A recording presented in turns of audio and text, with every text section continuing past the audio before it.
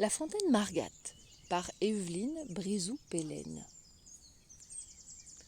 L'eau est tout à la fois un élément craint et vénéré. On en a besoin et on en a peur, car elle est toute puissante. Elle peut sauver ou noyer, faire pousser ou faire pourrir. La fontaine Margat. Au bord de l'étang de Combourg, le seigneur Rivalon a fait construire un grand château. Le seigneur aimait se promener autour de l'étang.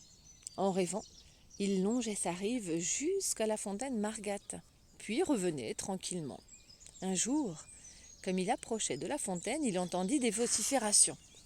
« Nom d'un petit bonhomme !» La voix venait des buissons qui bordaient le sentier.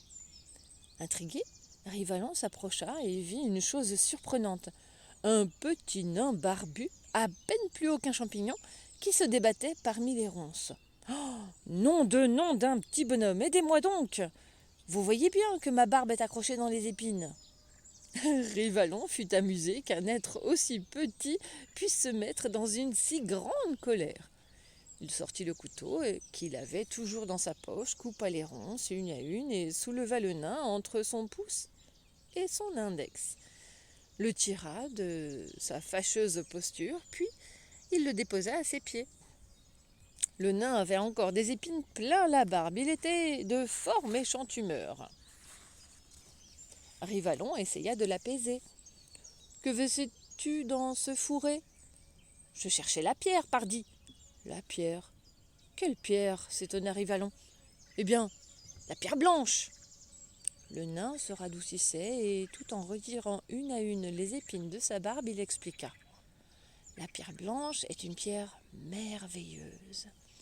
Il suffit de la jeter dans la fontaine de Margat pour empêcher l'eau de déborder. »« Oh, grande merveille, en effet !» s'exclama Rivalon en riant. « Voilà un conte bien amusant. Tout le monde sait que la fontaine de Margat ne débordera jamais. On pourra donc y jeter toutes les pierres qu'on veut sans y changer rien. » Le seigneur se pencha vers le nain, mais ne le trouva plus. Il avait disparu dans les fourrés. À quelque temps de là, le seigneur Rivalon se rendit à cheval à Dole pour y voir son frère. Il n'en revint que tard le soir, alors que le soleil était couché. Or, en ce temps-là, les routes étaient peu sûres la nuit. On risquait à tout instant de se faire détrousser par des brigands.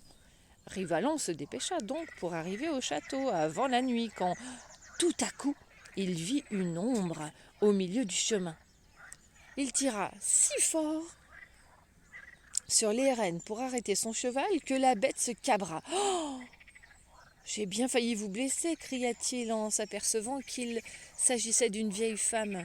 « Il ne faut pas rester au milieu du chemin. Je resterai où je veux. » Le seigneur fut tout étonné qu'on lui répondit sur ce ton.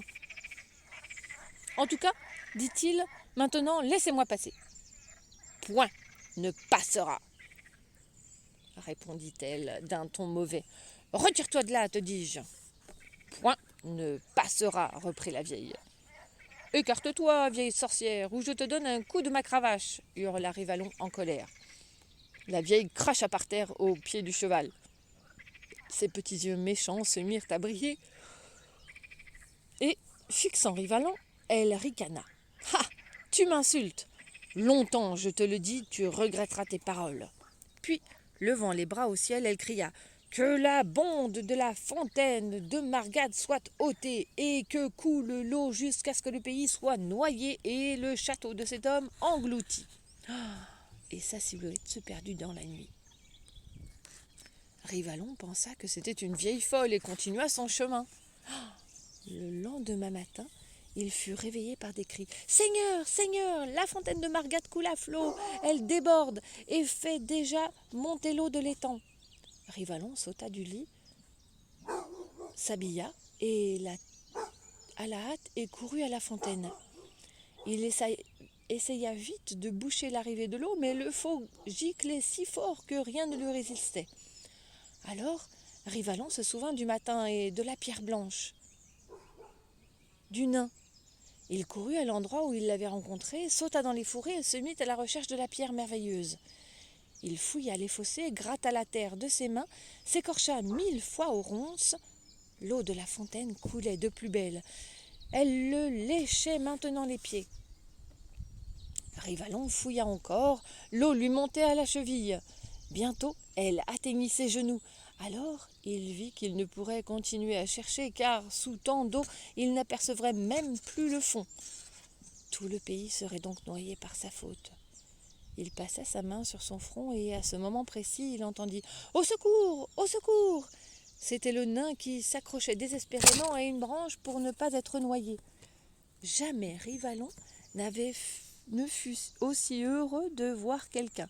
Il le hissa sur ses épaules et demanda « Dis-moi vite où est la pierre blanche ?»« Ha ha !» s'amusa le nain. « Tu ne m'as pas dit, il n'y a pas si longtemps, que la fontaine Margate ne déborderait jamais. » « Je l'ai dit, et j'ai eu tort, mais je t'en supplie, dis-moi où est la pierre. »« Là !» fit le nain malicieusement en montrant sa poche. L'eau arrivait maintenant à sa taille, à la taille du seigneur de Combourg. Le nain, sur son dos, il nagea de toutes ses forces jusqu'à la fontaine et il laissa tomber la pierre. Aussitôt, le flot qui s'écoulait redevint filet d'eau. Le niveau de l'étang commença à baisser. Lorsque Rivalon eut de nouveau les pieds au sec, le nain sauta à terre et, en s'éloignant, cria « Surveille bien ta fontaine, seigneur de Combourg, pour que personne ne puisse en ôter la bonde, car il n'y avait qu'une seule pierre blanche. Jusqu'à présent, personne ne l'avait soulevée. Jusqu'à présent, personne n'a soulevé la bonde de la fontaine de Margate, mais un jour, peut-être, méfiance.